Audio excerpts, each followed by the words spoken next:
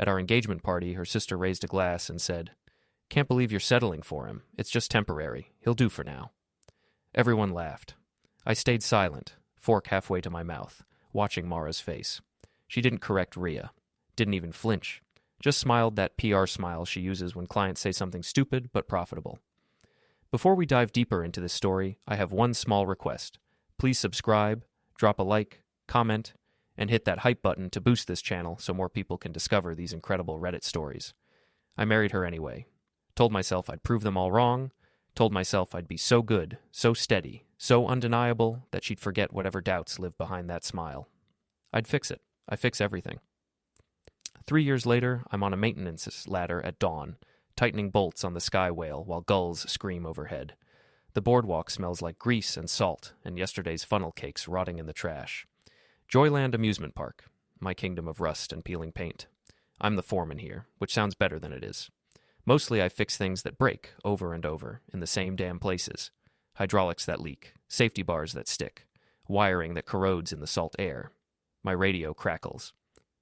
Arlen, Tilt-A-Whirl's making that sound again, Mads says. He's night manager, my only real friend here. Big guy, practical, doesn't ask questions, he doesn't want answered. Which sound? The expensive one. I climb down, wipe my hands on my jeans. The morning shift is filtering in. Kids who'll run the ticket booths and pretend the rides are safe. They probably are. I make sure of it. It's the one thing I'm good at. Fixing broken things. Rides, pumps, electrical panels, everything except my marriage. My phone buzzes. Bank alert. I glance at it, then look again. Joint account. 8,400. My stomach drops.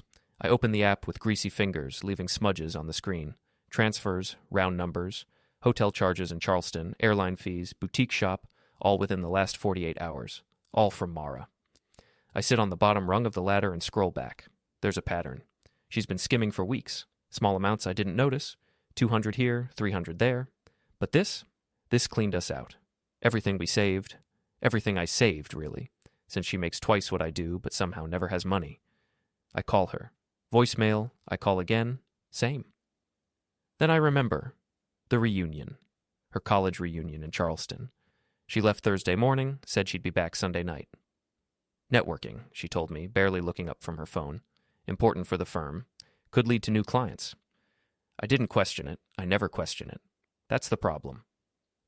I walk back to the maintenance shed, mind racing. The tablet we share for bills and grocery lists is on the workbench, screen dusty. I open it.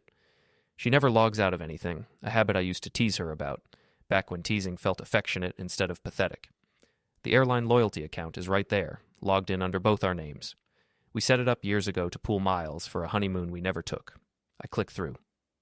Now there's a confirmation code, what they call a PNR, passenger name record, 6 characters. I memorize it, then pull up the airline website on my phone. You can check any itinerary if you have the confirmation code and last name. No login required. Basic stuff. Public information. I type it in. Vale. 6 letters I'm about to stop sharing. Outbound Thursday to Charleston, 6:15 a.m. Return. Open-ended. Open-ended. She didn't book a return flight. My hands start shaking. My phone buzzes again. Text from Rhea, Mara's sister. A photo. Mirror selfie. Mara in a hotel robe, hair wet, and in the reflection, over her shoulder, a man's blazer on a chair. Expensive cut. Charcoal gray. Not mine. Mine are Goodwill and 3 years old. The caption from Rhea. She looks busy. I zoom in. The blazer has a lanyard hanging from the pocket. I can just make out a name badge. Kellen Pierce. Speaker. I remember him from Mara's college stories. The golden boy, the one who got away. Entrepreneur. Motivational speaker.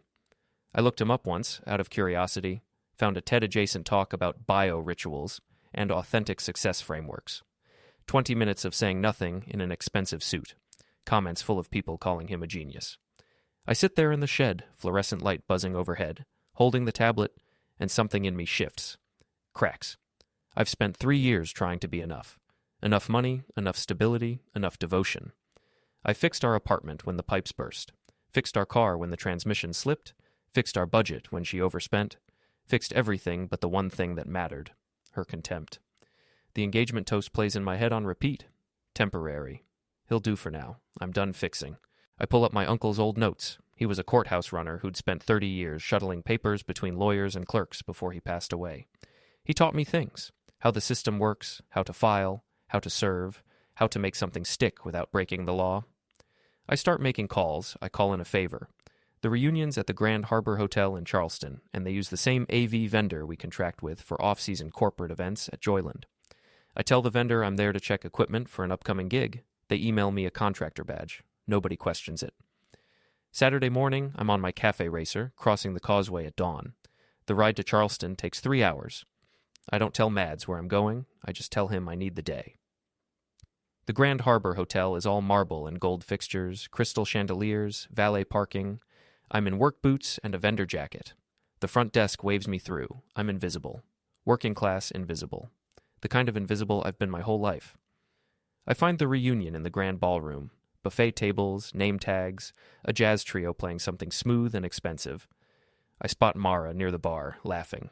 She's wearing the dress I bought her last year, the one she said was too expensive, the one I saved for. Kellen's next to her, hand on her lower back. Possessive, easy, like she's always been his. I slip into a service corridor that runs behind the ballroom. Catering staff rush past, carrying trays. Nobody looks at me. I follow the corridor to the roof access. The door's propped open. Smokers, probably, or staff taking a break. I climb the stairs, 2 at a time. The roof deck is empty except for 2 people, Mara and Kellen, leaning against the railing, overlooking the harbor. The wind whips her hair. She's laughing. I stay in the stairwell shadow, door cracked. They're talking low, but the wind carries it. He's good for rent and rides, Mara says. Reliable, but I need freedom. Real freedom, not this maintenance worker life. Kellen nods, sympathetic. You deserve better. You always did. The photos are scheduled, she says. Sunday morning, my family needs to see what I've been dealing with. The apartment, the bike, the grease under his nails. They'll understand. Photos, scheduled. My brain catches up. She's planning to blow up our marriage publicly, make me the villain. Paint herself as trapped, suffering, finally escaping. I'm the anchor she's cutting loose, and she's going to make sure everyone thinks she's drowning because of me. Kellen pulls out his phone, takes a selfie with her. I can see the screen from here. Her hand, the bracelet I bought her last Christmas, silver with a tiny compass charm because she said she always wanted to travel. The caption he types, upgrade secured. I step back into the stairwell, pulse hammering in my ears. I don't confront them. Not yet. Not here. Confrontation without leverage is just noise. I need evidence. I need witnesses. I need a plan. In the parking garage, I find Kellen's car. Graphite coupe, European make, vanity plate, keynote, dealer frame still on. I memorize the plate number, snap a photo, then ride my cafe racer back across the causeway to Joyland. By the time I get home, our apartment, soon to be just mine, it's dark. I don't sleep. I sit at the kitchen table with my uncle's notes and I build the case. Sunday morning, I meet Rhea at the diner near her condo. She slides into the booth, already defensive, arms crossed. I didn't mean to start anything, she says. You didn't start it. You finished it.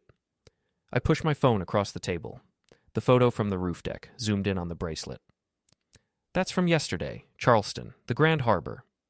Rhea goes pale. She picks up the phone, stares at it. She told me she was going alone, said it was networking. She lied. And you've been floating her money, right? The networking fund? Her jaw tightens. She sets the phone down. Small loans. She said she'd pay me back after the reunion. Said Kellen's sponsor connections would open doors for both of us. She was going to introduce me, help me pivot my business. She's cutting you out. You know that, right? Rhea stares at the photo. Then she laughs, bitter and sharp. Of course she is. That's Mara. That's always been Mara. I need your help, I say. And I need those photos she's planning to send. She looks at me for a long time, studying my face. Then she nods, slowly. What do you need? I tell her. 2 hours later, I'm sitting in a storefront lawyer's office. The place smells like old carpet and burnt coffee. The lawyer's name is Dietrich. Older guy, tired eyes, but sharp. He listens while I lay it out. Joint account drained, evidence of infidelity, need to file for divorce and freeze remaining assets. You can file a petition for dissolution of marriage, he says, tapping a pen against a legal pad. And you can request a temporary restraining order to protect your property. Tools, personal belongings, anything purchased with your wages. You can also notify the bank to freeze the joint account pending proceedings. but you'll need documentation. I have bank statements, screenshots, timeline. He nods. Good. You'll also need to serve her, in person, ideally somewhere public with witnesses. How public? He smiles faintly. As public as you want, as long as you don't lay hands on her. No assault, no threats, just service. I pay him $200, half my last paycheck. He gives me the forms, shows me how to fill them out. I spend the rest of the afternoon at the library, printing, copying, notarizing. Then I call Avery Fletch. Avery's a process server I know from courthouse runs with my uncle. He's mid-40s, former theater kid, loves a good scene. He answers on the second ring. Arlen Kovach. Been a while. I need a favor. Airport service. Sunday evening. Loud and legal. He laughs. Oh, hell yes. Give me the details. I check the airline itinerary again. They're flying back tonight, 7:45 p.m., gate C9. I give Avery the flight number, gate, description of Mara. He'll handle the paperwork. I'll handle the rest. This gonna get messy? He asks. Legally clean? Emotionally devastating? My favorite kind. That night, at 7 a.m. Monday morning, Rhea sends the photos to the family group thread. I'm not on the thread anymore. Mara's family never liked me, and they removed me months ago without telling me. But Rhea texts me a screenshot. Mara and Kellen in the hotel, robes and room service and champagne flutes, and that same smug caption, upgrade secured. And Rhea's message below it, quoting the engagement toast word for word, just temporary. He'll do for now. Looks like she found her permanent. Poetic justice. Surgical. My phone rings within minutes. Mara. I let it go to voicemail. She calls twice more. The third time, I answer. What did you do? She hisses, voice raw. Nothing. Your sister did. You told her to? I showed her the truth. What she does with it is her business. Arlen, I swear to God, if you... Save it. I'll see you tonight. I hang up. An hour later, Kellen shows up at Joyland. I'm on the catwalk above the carousel, checking the motor housing, when I see him storming across the boardwalk. He's lost the blazer. Looks like he hasn't slept. Shirt wrinkled, hair a mess. Mads tries to stop him at the gate, but Kellen shoves past. Kovach, he shouts, voice echoing off the metal frames. I climb down slowly, take my time. He's red-faced, shaking, fists clenched. You ruined everything, he says, stepping close. Her family won't talk to her. They think she's a liar, because she is. He swings, clumsy, wild. I sidestep, catch his wrist, twist. He yelps. I push him back against the carousel gate, not hard, just enough to make a point. You're nobody, he says, breathing hard. You fix rides. You're a grease monkey. And you sell bullshit in a nice suit. I let him go, step back, hands open. Here's what's going to happen. You're going to the airport tonight, you're getting on a plane, and you're never coming back here. Or what? I smile. Or I make sure every sponsor you have sees the kickback receipts from your last 3 speaking gigs. Rhea's got the deck. You know? The one you left on the bar Thursday night? The one that shows you've been padding your fees and skimming from the nonprofit circuit? His face drains. You're bluffing. Try me. He stumbles back, then turns and runs. I watch him go, then pull his car keys from my pocket. He dropped them when he swung at me. I toss them to Mads, who's watching from the gate. Move his car to the loading zone by the South Pier, I say. Leave the windows cracked. Mads grins. The sprinkler zone? That's the one. By noon, Kellen's coupe is soaked inside and out. The sprinklers run on a timer. Park maintenance, totally legal. The leather upholstery is ruined, electronics fried, dashboard warped. I leave the keys on the seat with a note. Upgrades aren't always permanent. The airport terminal is crowded. Sunday evening travel, families everywhere, kids dragging suitcases, business people on phones. I stand near the coffee kiosk in Terminal C, watching the security line. Avery's positioned by gate C9, paperwork in a leather folder, phone recording on a discreet stand. Mara and Kellen arrive at 7:20 p.m., 25 minutes before boarding. She's in sunglasses despite the fluorescent lights, pulling a carry-on. He's hunched, hands in pockets, eyes darting. They look like what they are, people who just had their lives detonated. Avery steps forward. Mara Vale? She stops. What? You've been served. He hands her the divorce petition, the asset freeze notice, the restraining order protecting my tools and personal property. This is being recorded for legal purposes. Do you acknowledge receipt? She stares at the papers like they're written in a foreign language. Then she looks up and sees me. I step into her line of sight. Arlen, her voice cracks. You drained the account. I say, calm, clear, loud enough for people nearby to hear. You planned to humiliate me. You called me temporary. People are staring now. Phones come out. Someone whispers. Kellen tries to pull her away, but she's frozen. You've turned into a monster, she says, voice shaking. No, I fixed what was broken, starting with us. Kellen grabs her arm. We need to go. Now. I step forward, shoulder into him. Not a punch. Just enough contact to make him stumble back. Then I slap him, open palm, across the face. The sound echoes like a shot. Gasps from onlookers. A kid nearby starts crying. That's for the bracelet, I say quietly. TSA moves toward us, hands on radios. I step back immediately, hands up, non-threatening. Just leaving. Papers are served. We're done here. Avery nods to me, packs up his phone. Job done, legal and clean. I walk toward the exit. Behind me, Mara's voice cracks, yelling something about lawyers and harassment and restraining orders. I don't look back. Don't need to. Outside, I get on my bike. My phone buzzes. Text from Mads. They towed the coupe. Kellen's flipping out. Cops came. Nothing they can do. Sprinkler malfunction, city maintenance issue. Perfect. Another buzz. Text from Rhea. Family's cutting her off. Mom says she's not welcome at Thanksgiving. You broke her. I don't reply. I ride back to Joyland. The sun's setting, orange light turning the ocean to gold. The park's closed, but I have keys. I walk the boardwalk alone, past the shuttered game booths, the tilt-a-whirl, the funnel cake stand with its grease-stained awning. I climb the Skywhale platform, sit on the operator's stool. My phone buzzes again. Voicemail from Mara. I play it. You destroyed everything, she says, voice raw and broken. My family won't talk to me. Kellen's sponsors dropped him. The account's frozen. I have nothing. I have nowhere to go. You turned into something I don't even recognize. I delete it. Then I block her number. The sun dips below the horizon.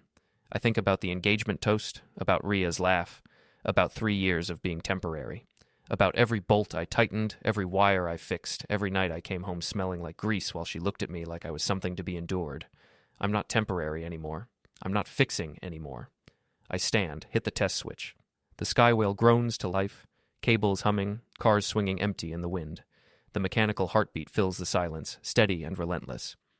I let it run. Then I walk off the platform, down the stairs, across the boardwalk. I don't look back at the ride, don't look back at anything. Behind me, the Skywhale keeps turning. Empty cars climbing and falling, against the darkening sky. A monument to things that break and get fixed and break again, but not me, not anymore.